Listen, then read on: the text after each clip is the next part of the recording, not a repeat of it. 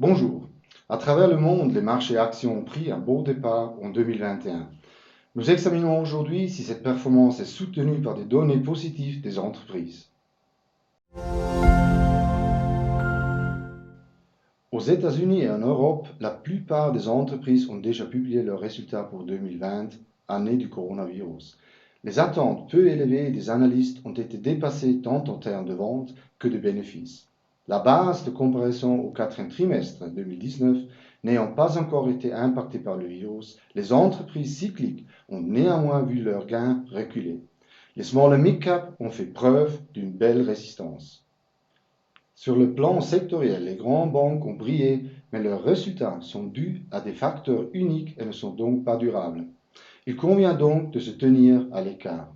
Les grandes sociétés pétrolières ont accusé des pertes considérables en raison d'amortissements échus depuis longtemps. Les sociétés technologiques ont certes fait mieux que prévu, mais elles ont accusé des prises de bénéfices vu les valorisations très sportives dans ce domaine. Les titres défensifs de la santé et des biens de consommation de base ont affiché des chiffres solides, mais ils n'ont actuellement pas les faveurs des investisseurs. Ce sont les titres cycliques et les valeurs de second rang qui ont de la cote.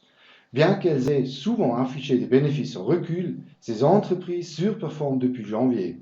Les acteurs du marché se focalisent à juste titre sur la prochaine reprise conjoncturelle et se positionnent en conséquence. Vu la manque de visibilité, les prévisions des entreprises sont moyennement optimistes. Cela pourrait toutefois vite changer avec la poursuite des vaccinations et la réouverture de l'économie. En raison du seul effet de base, nous tablons sur une nette amélioration des résultats dès le deuxième trimestre. Nous privilégions donc les titres cycliques tels que LafargeHolcim et Swatch, ainsi que les small et mid caps, also BKW, MCH Group, SIG Compubloc et Stadler Rail. Pour plus d'informations et une analyse approfondie, veuillez consulter notre document hebdomadaire CIC Weekly Markets. Merci de nous avoir regardés et à bientôt.